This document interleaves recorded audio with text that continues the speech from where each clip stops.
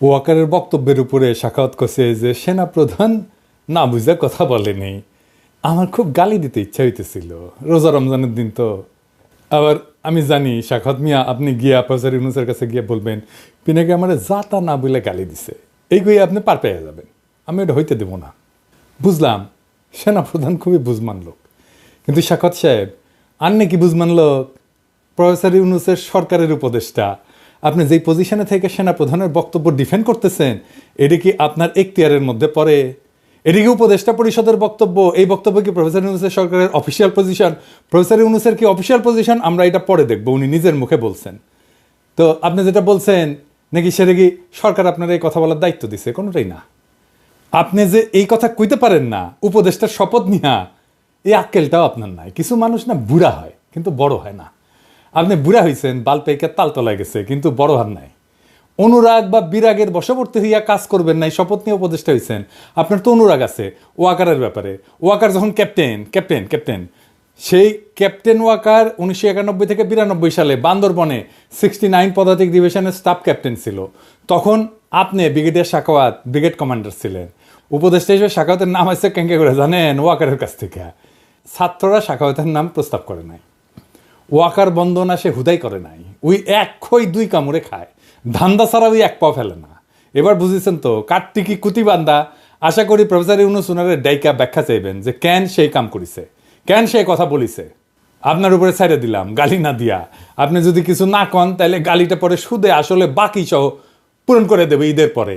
হ্যাঁ, কবে মরে টরে যায় ঠিক নেই তো, দুনিয়ায় কোনো ঋণ রাখা ঠিক না। এবার আসেন হাঙ্কের প্রিয় বিএনপি নিয়ে কথা বলি। বিএনপি নিয়ে কথা কইলে খুব সমস্যা, চাও ঝ্যাপে পড়ে আমার উপরে।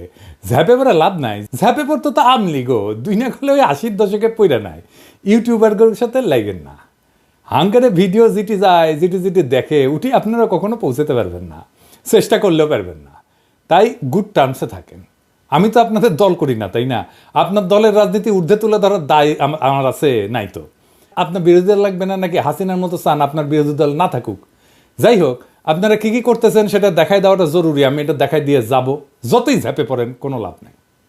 হাসিনা পলানোর পরে ইন্ডিয়া কিভাবে বাংলাদেশের সাথে শত্রুতা করতেছে তা তো আপনারা জানেন, তাই না? প্রথমে হাসিনারে জায়গা দিল, এটা তো শত্রুতা। তারপরে একে একে সব গুন্ডা পান্ডা সমস্ত আওয়ামী দুর্বৃত্তদের জায়গা দিল, তাই না? এটাও তো একটা শত্রুতা। এই দেখেন নকিব আশরাফ চৌধুরী ইন্ডিয়ায় গেছে, বলতেছে 20 ফেব্রুয়ারিতে গেছে, সেই ছাত্রদের আন্দোলনে দমাইতে, অস্ত্র হাতে দমাইতে চাইছিল। সে নাকি দেশেই ছিল 20 ফেব্রুয়ারি পর্যন্ত। আবার ছবি দিছে ঢাকার শেরাটনে, জানি না এটা ঢাকার শেরাটন কিনা, আবার এই টাইমের ছবি কিনা। আওয়ামী যাওরা তো আগেকার ছবি এখনকার বলে চালাইতে পারে। যাই হোক, এটা ছোট মাল, কিন্তু ওরে ওর প্রাপ্যটা বুঝাই দিতে হবে। থোক কলকাতাতেই বুঝা দেওয়া যাবে, খাড়া তুই। তারপর দেখেছেন বিজেপির সাথে কি খাতির দেখেছেন? দেখেন আবার দেখেন মসজিদে গেছে, এক হাতে আবার সুতা পিন দিচ্ছে, অসাম্প্রদায়িক, বুঝে চাও? তারপরে দেখেন এই যে পানি ছেড়ে ডুবাই দিল আমাদের। এরপরে আনসাররা আন্দোলন শুরু করলো, ইসকনরে দিয়া হিন্দুদের উস্কাইলো, খুনাগুনি পর্যন্ত হইলো। তারপরে শুরু করলো ক্যাম্পেইন, সাংস্কৃতিক প্রোগ্রাম করতে দিতেছে না, নারীদের ফুটবল খেলতে দিতেছে না। আজ আবার দেখলাম মহিলাদের সিগারেট খেতে দিতেছে না। এই ক্যাম্পেইন একের পর এক গ্রুপ দল তাদের দাবি দেওয়া নিয়ে মাঠে নামলো। একটাই উদ্দেশ্য, প্রফেসর ইউনূসের সরকার ব্যর্থ এটা প্রমাণ করা। যেই দেশে পুরা পুলিশ বাহিনী ভয়ে পলায় যায়, যেই দেশে পতিত স্বৈরাচারের পান্ডারা প্রকাশ্যেই বলে আমরা যেই শহরের দিনে ঘুরতে পারি না সেই শহরে রাতে কাউরে ঘুমাইতে দিব না। শুনেন, আমাদের কথা স্পষ্ট, যেই রাজধানীতে আমাদের মানুষ শান্তিপূর্ণভাবে দিনে ঘুরতে পারবে না, চলতে পারবে না, সেই রাজধানীর মানুষ রাতে ঘুমাতে পারবে না। আমরা সেইভাবে আমাদের তৈরি করে নিছি। আমাদের ডিসিশন, আমাদের মূল ব্যক্তি, আমাদের নেত্রী যেভাবে এখানে সাজেশন করবে, আমরা পরামর্শ কর্মে আমাদের যেখানে যার সাথে আলোচনা দরকার সেইটা করব। যে পতিত ফ্যাসিস্ট নিজে নির্দেশ দেয়, যেই হাত দিয়া 32 নম্বর ভাঙিছে সেই হাতের এমন অবস্থা করে দেওয়া হয় যেন সারা জীবন মনে থাকে। শুনেন হাসিনার কথাই। 32 নম্বর যে হাত দিয়ে হাতুড়ি পিঠে ভেঙেছে আর ওই ট্রাক্টর চালিয়েছে, তাদের ওই হাত চিরদিনের মতো এমন করে দিতে হবে যেন প্রতি মুহূর্তে হাতের দিকে তাকিয়ে এটা যেন মনে করে যে এই হাত দিয়ে 32 নম্বর ভেঙেছে। এটা পারবে কি তোমরা? সেটা আমাকে বলো, সেটা আমি চাই। সকলের ছবি আছে, খুঁজে খুঁজে বের করো কে কোথায় আছে। বেঁচে থাকবে সারা জীবন আর ওই হাত দেখবে, এটাই আমি চাই, আর কিছু চাই না।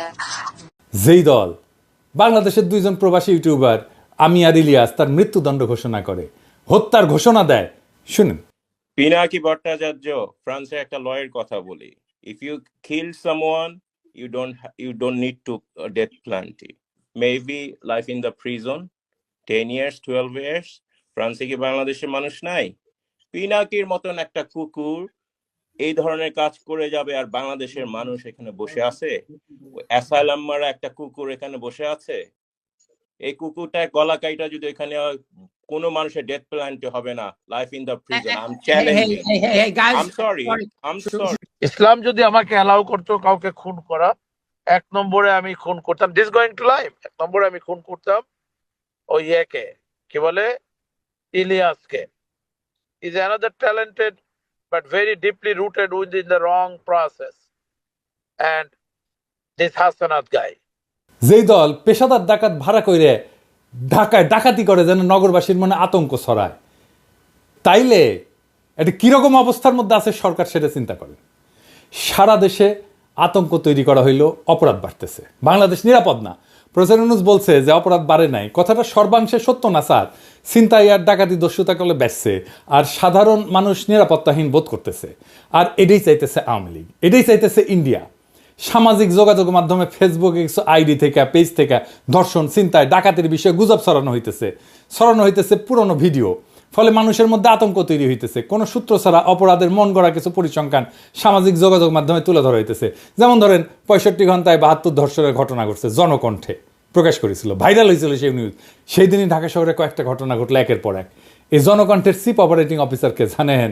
হ্যাঁ, মেজর হাফিজ, হাসিনার 1 নম্বর লেসপেন্সার। ছবি দেখেছেন? দেখেন, ডিজিএফআই ছিল, মিডিয়ার ত্রাস ছিল, দেখেছেন? এরে সহকর্মী ভাবতে ক্যাঙ্কা লাগিচ্ছে মিডিয়ার লোকজন, উঠে যায় বসিছে। এবার বুঝেছেন তো জনকণ্ঠ কেনই নিউজ করে। আবার দেখবেন যে আমি কিছু কইলে জনকণ্ঠ ছেপে দেয়, সেটা ফটো কার্ড বানায়, বুঝেছাও? ওই আমারটা দেখে পাবলিক টানে, তারপর এইগুলা খিলায়, বুঝেছাও? আর কি পুরা ইন্ডিয়ান স্ট্যাবলিশমেন্ট মাঠে নামিছে। বিপ্লবী ছাত্র জনতাকে মব কইয়া তার দানবায়ন করা হইতেছে। বিপ্লবী জনগণ তো ঘরে ফিরে যায় নাই। আগে দেখেন এই যে বিবিসি কইতেছে মব প্রফেসর ইউনূসকে জিজ্ঞেস করে, দেখেন 32 নাম্বার নিয়ে প্রশ্ন করে, ওই কেন্দ্রে শেষ। বিবিসির কি রোল আমরা জানি না, পুরা হাসিনা আমলে হাসিনা লেসপেন্সারি করেছে। শুনেন, আরেকটা বিষয় নিয়ে অনেক আলোচনা হয়েছে, সেটা হচ্ছে যেটাকে মব বা দলবদ্ধ বিশৃঙ্খলা বলা হচ্ছে। এবং সম্প্রতি দেখা গেছে যে এই বিষয়টা, যেমন গণপিটুনির একটা বিষয় দেখা গেছে।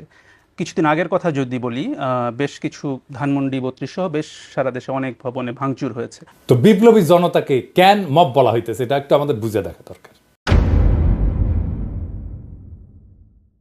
আপনাদের মনে আছে আমি বলছিলাম যে জুলাই আগস্ট বিপ্লবকে একটা সত্যিকারের বিপ্লব হইয়া উঠতে হবে, এবং সত্যিকারের বিপ্লব হয়ে ওঠার পরে বিপ্লব বিজয়ের পরে কিছু কাজ আছে, সেই কাজটা করলে এটা বিপ্লব হয়ে উঠবে। সেই কাজটা কি? রাষ্ট্রকে পুনর্গঠন করতে হবে। তো বাংলাদেশের এক শ্রেণীর মানুষ রাজনৈতিক দল, আমি আর নাম কইলাম না, এটারে বিপ্লব বলতে চায় না। এই বিপ্লব বলতে না চাওয়াটা একটা ভয়ঙ্কর পরিকল্পনার অংশ। এটা খুব সাধারণ বিষয় না। আমি একটু খুইলা বলি, শুনেন, তাহলে বুঝবেন কি ভয়ঙ্কর পরিকল্পনা এই রাজনৈতিক দল আর এই তথাকথিত বুদ্ধিজীবীরা করেছে। মুজিবের উৎখাত কি বিপ্লব ছিল? হ্যাঁ, অবশ্যই বিপ্লব ছিল। একটা স্বৈরাচারী ব্যবস্থাকে সশস্ত্রভাবে উৎখাত করা হয়েছিল, রাষ্ট্রের চরিত্র বদলায় দেওয়া হয়েছিল। বাকশাল থেকে একদলীয় শাসন থেকে বহুদলীয় শাসনে প্রত্যাবর্তন করছিল বাংলাদেশ, ফ্যাসিবাদের কবল থেকে মুক্ত পেয়েছিল। কিন্তু ইতিহাস কি 1975 15 আগস্টকে বিপ্লব বলে অভিহিত করে? না। এই জন্যেই আগস্ট বিপ্লবের নেতাদের ফাঁসি দেওয়া গেছে, কারণ এটাকে বিপ্লব বলে স্বীকৃতি দেওয়া হয় নাই। আওয়ামী লীগ ন্যারেটিভ তৈরি করছে না জেল হত্যার, ক্যান্ডা বুক ভাষায় না। হ্যাঁ, আসেন এই প্রসঙ্গে আরেকটা বিষয় দেখি।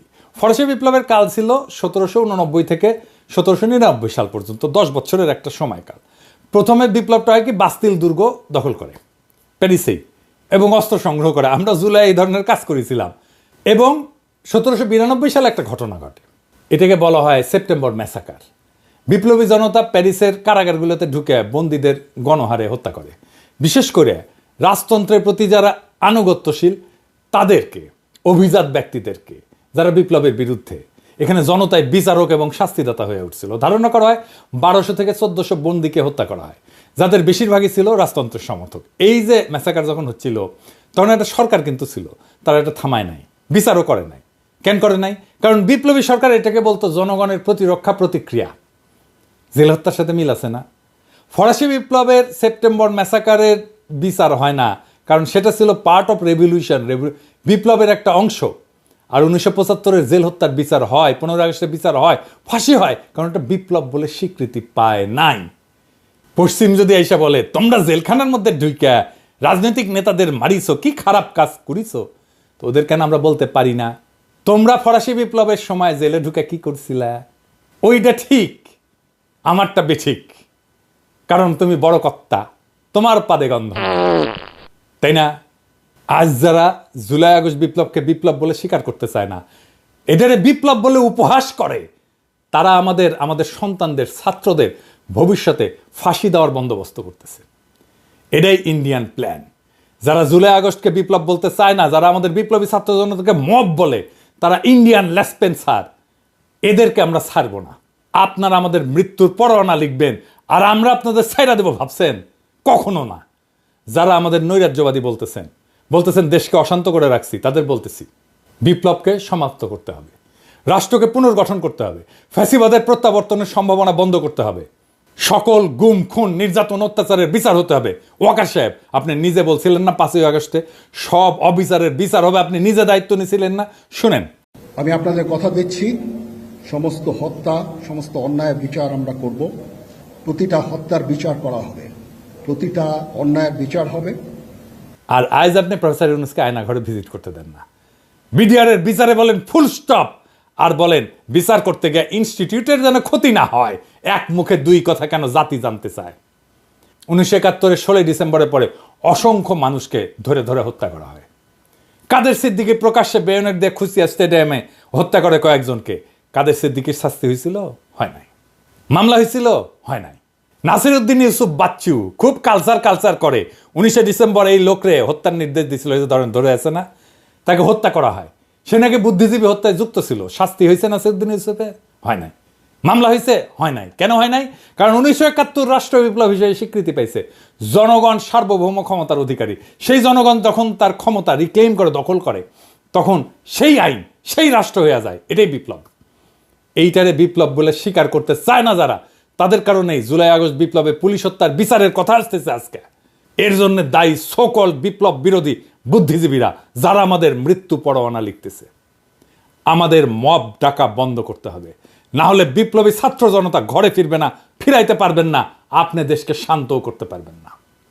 জনগণ তার সার্বভৌমত্ব প্রকাশ করার জন্য জনপরিসরে অস্ত্র ধারণ করে বা প্রতীকী কোনো বস্তুর মাধ্যমে নিজেদের শক্তি জাহির করার উদাহরণ আছে ইতিহাসে। নানা জায়গায়, নানা দেশে এটা দেখা গেছে। রোমান রিপাবলিকে পপুলার অ্যাসেম্বলি ছিল, এইখানে জনগণ সমাবেশে জড়ো হইতো, অস্ত্রসহ নিজেদের শক্তি প্রদর্শন করত এবং নিজেদের মতামত জাহির করত। রোমান প্লেবিয়ানরা অস্ত্রসজ্জিত হয়ে রোমের ফোরামে সমবেত হইত। লেনিনের বলশেবিক বিপ্লবের পরে কৃষক শ্রমিক মিলিশিয়ারা প্রকাশ্যে সন্দেহভাজন প্রতিপক্ষদের হত্যা করছে। আদালতের আনুষ্ঠানিকতা ছাড়াই জনতার শত্রুদের উপরে গণ আদালত বসায় মৃত্যুদণ্ড কার্যকর করা হয়েছে। বিদ্রোহীদের দমন করতে এবং নিজেদের ক্ষমতা প্রতিষ্ঠিত করতে বলশেভিকরা ব্যাপক মাত্রায় গণপ্রতিশোধ নিছিল। আমরা এখনো নেই নাই। আমাদেরকে এটা নিতে বাধ্য কইরেন না। চীনে মাও সেতুংয়ের নেতৃত্বে বিপ্লবী লাল রক্ষীরা শ্রেণীশত্রুদের প্রকাশ্যে অপমান, নির্যাতন, হত্যা করত।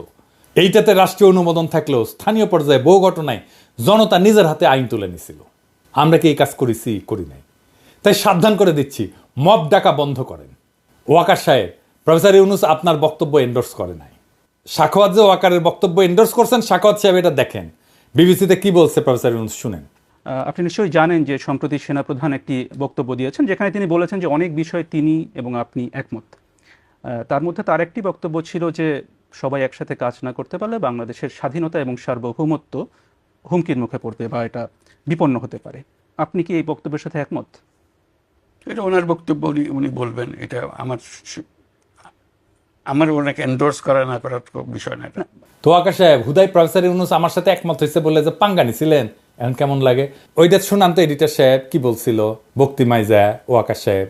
আমরা দেশে একটা ফ্রি ফেয়ার অ্যান্ড ইনক্লুসিভ একটা ইলেকশনের জন্য দিকে ধাবিত হচ্ছে, এবং তার আগে যে সমস্ত সংস্কার করা প্রয়োজন অবশ্যই সরকার সেদিকে খেয়াল করবেন। আমি যতবারই ডক্টর ইউনূসের সাথে কথা বলেছি, হি কমপ্লিটলি এগ্রিজ উইথ মি। এখন একটা ইন্ডিয়ান লাইন, সেটা হইতেছে প্রফেসর ইউনূসকে সরাইতে হবে। এই দেখেন রিপাবলিক টিভির মৌখ কি বলে, দেখেন। এই মোহাম্মদ ইউনূসকে যদি না সরানো যায়, ভারতের মঙ্গল নেই। শুনেছেন, এইটাই ইন্ডিয়ান লাইন। এই মোহাম্মদ ইউনূসকে যদি না সরানো যায়, ভারতের মঙ্গল নাই, এটাই ইন্ডিয়ান লাইন। তাই এখন লাগিছে প্রফেসর ইউনূসকে কিভাবে সরানো যায়, এটাই রাস্তা। যত দ্রুত সম্ভব নির্বাচন দেওয়া যায়। তাহলে কিভাবে এটা অর্জন করা যাবে? 1 নাম্বার, বাংলাদেশে আইন শৃঙ্খলা নাই এটা প্রমাণ করা। কিভাবে ইন্ডিয়ান প্রভাবিত জনকণ্ঠে এই কাজ করিচ্ছে সেটা দেখাইলাম। এরপরে দেখেন মির্জা ফখরুল ইসলাম এসি বাস্ট হয়েছে, সেটাকে নাশকতা বলে পত্রিকায় বিবৃতি পাঠাইছে। আওয়ামী লীগ আমলে বজ্রপাতের ঘটনাকে বোমা হামলা বলে মামলা দিত বিএনপির নেতাদের নামে। মির্জা ফখরুল এসি বিস্ফোরণের ঘটনাকে বোমা হামলা বলে পত্রিকায় বিবৃতি পাঠাই দিল। পরে অবশ্য ক্ষমা চাইছে, কিন্তু বিএনপি যে চাচ্ছে এই সরকারের উপরে আইন শৃঙ্খলার অবনতির দায় চাপায় দ্রুত নির্বাচন দিতে বাধ্য করতে, সেটা স্পষ্ট এই ঘটনায়। এইটা এসি বাস্ট হওয়ার ঘটনার নাশকতা, এটা আগে আসছে আওয়ামী লীগের পেছে, তারপরে আসছে বিএনপির বিবৃতিতে, বুঝছাও? আর বিএনপি কি কইতেছে একটা সুষ্ঠু অবাধ নিরপেক্ষ নির্বাচনই সবচেয়ে বড় সংস্কার। আর এর সর্বনাশ, রাষ্ট্রে কোনো সংস্কারের দরকার নাই ভাই। আপনারা তো আপনাদের কর্মীদের কন্ট্রোল করতে পারতেছেন না। আমার কথা না, আপনাদের দলের নেত্রীর কথা, রুমিন ফারহানার কথা শুনেন। বিএনপির নেতা কর্মীদেরকে মাঠ পর্যায়ে কন্ট্রোল করা যাচ্ছে না। চাঁদাবাজির সঙ্গে যুক্ত, জমি দখলের সঙ্গে যুক্ত, টেন্ডারবাজির সঙ্গে যুক্ত। আমার এলাকাতে পথধারী নেতারা কেউ মাটি ভরাট করে নদীর উপরে, জমি দখল করে। আরেক উপজেলায় পথধারী নেতারা মামলা বাণিজ্য করে। তো কন্ট্রোল করা তো যাচ্ছে না। কেন্দ্রে খবর পাঠানো হয়েছে, কেন্দ্র কোনো অ্যাকশন নেয় নাই। কইতেছে মাঠ পর্যায়ে কন্ট্রোল করা যাচ্ছে না কর্মীদের, কেন্দ্রে জানায় কোনো লাভ হচ্ছে না। আপনারা রাষ্ট্রের দায়িত্ব পেলে কি দুর্বিষহ অবস্থা হবে আপনারাই বলেন। এটাই চাচ্ছে ইন্ডিয়া আপনারা ফেল করেন, নিদারুণভাবে ফেল করেন, তারপরে ইন্ডিয়া ঢুকে যাবে, শর্ট কইরা হাসিনাও ঢুকে যাবে। এটা বুঝতেছেন না কেন? আবার দেখেন তারা বলতেছে লেবুর হালি 200 টাকা। আমি শিওর ওরা বাজারে যায় না, বাজার বোধহয় কেউ কইরা দিয়ে যায়। আমি দেশের কয়েকটা জায়গা থেকে লেবুর দাম জোগাড় করেছি, একে একে দেখি। হ্যাঁ, প্রথমে বগুড়া। আসসালামু আলাইকুম। আজ 2025 সালের 2রা মার্চ। আমি বগুড়া জেলার বিখ্যাত বৃহত্তম বাজার, এটা কলোনির বাজার। নিত্য প্রয়োজনীয় বাজার সেরে ইফতারিতে সবচেয়ে প্রয়োজনীয় উপাদানই হচ্ছে লেবু। সেই লেবুর বাজার দর কেমন আজকে আপনাদের একটু শোনাই। ভাই আসসালামু আলাইকুম। আপনার লেবুর দাম কিরকম? আগে 2-3 দিন আগে আমরা বেশি আপনার 70 টাকা 80 টাকা হালি, সেই হিসেবে আজকে একটু কম আছে। যেমন ওইটা বেচতেছি 60 টাকা হালি, এটা 50 টাকা। মানে এই বড়টাই 60 টাকা। ভাই লেবু কত করে যাচ্ছে? 50 টাকা হালি। তারপর লেবুর দামটাই মনে হয় একটু বেশি নাকি? 50 টাকা হালি। ভাই লেবুর বাজার কত যাচ্ছে? 40 টাকা 50 টাকা হালি যাচ্ছে। আচ্ছা, গতকাল কত ছিল? গতকালে একই রেট ছিল 50 টাকা। 50 টাকা। কত দেখলেন? 50 টাকা হালি, তাই না? কক্সবাজার আসেন। আমরা আছি এখন কক্সবাজার শহরে কানাইয়া বাজারে। ভাইয়া 200 টাকা খালি কত? খালি 60 টাকা। কত? 15 টাকা। কম হবে না? না কত দেখলেন? 60 টাকা হালি, তাই না? পটুয়াখালী আসেন। হালি 50 টাকা। 50 কি দাম কি বাড়ছে নাকি? না, এখন আগের মতনই আছে। মনে করেন যে রোজার এখন তো সিজন না, রোজার আগে আসলে আপনার 50-60 টাকা, এখন ওই 50 টাকা। কত দেখলেন? 50 টাকা হালি, তাই না? ঢাকায় আসেন। মা মরিচ কত? 250 গ্রাম 25 টাকা। আর বেগুন? বেগুন 70 টাকা। এই লেবুগুলো কত? লেবুর হালি কত? লেবু 60 টাকা হালি, নিলে 50 টাকা হালি। কত দেখলেন? 50 টাকা হালি, তাই না? যশোরে আসেন। বর্তমান দেশি লেবু বাজারে আর না আসার কারণে দেশি লেবুর একটু দাম বেশি। আমাদের বর্তমানে কিনা লাগতেছে দেশি লেবু আপনার 1700 থেকে 1800 টাকার শোয়া, আমরা এখন বেচতেছি 20 টাকা পিস, অর্থাৎ এক হালি বেচতেছি 70 অথবা 80 টাকা। একটু বেশি দাম 80 টাকা হালি, কিন্তু 200 টাকা তো না। তাইলে বলেন এত বড় একটা সবচেয়ে বড় রাজনৈতিক দল লেবুর দাম 200 টাকা হালি কিভাবে বলে? কি বার্তা দিতে চায়? কালবেলার রেফারেন্স দিচ্ছে। কালবেলা কার পত্রিকা? সন্তোষ শর্মার পত্রিকা। তো এই সন্তোষ শর্মা ইলিয়াসের ভিডিওতে দেখছেন সে কে? পুরা রয়্যাল লোক। তাইলে এইটা যে ইন্ডিয়ান একটা পরিকল্পনা প্রফেসর ইউনূসকে সরায় দেওয়ার, তাতে কোনো সন্দেহ আছে? বিচারের ভার আপনাদের উপরে দিলাম। বাংলাদেশে ইন্ডিয়ান প্ল্যান বাস্তবায়ন করা যাবে না, ফুল স্টপ। এই পুরান দিনের পলিটিশিয়ানরা অনেক কিছুই বুঝতে চাইতেছেন না। বুঝতে চাইতেছেন না তরুণদের স্লোগান, বুঝতে চাইতেছেন না বারুদের বিরুদ্ধে জ্বলে ওঠা গ্রাফিতি আর জুলাইয়ের দেওয়াল লিখন। কিন্তু তারা ঠিকই খুঁজে নিচ্ছে পরিত্যক্ত আস্তাবল, হাসিনার ব্যবহৃত সহিস, যাতে দিল্লির ঘোড়ায় চেপা দ্রুত পুরনো বন্দোবস্ত রাষ্ট্র করা যায়। দুনিয়া এবং আখেরাতের কসম, যারা দাখিল হয়েছে বর্ষা বিপ্লবে, রুহানি প্লাবনে কেটেছে সাঁতার, তারা জানে বঙ্গীয় বদ্বীপের সত্য সুন্দর নতুন ভবিষ্যৎ নির্মাণের ভাষা কি। সেইটা ইনকিলাব, বিপ্লব, ইনকিলাব জিন্দাবাদ।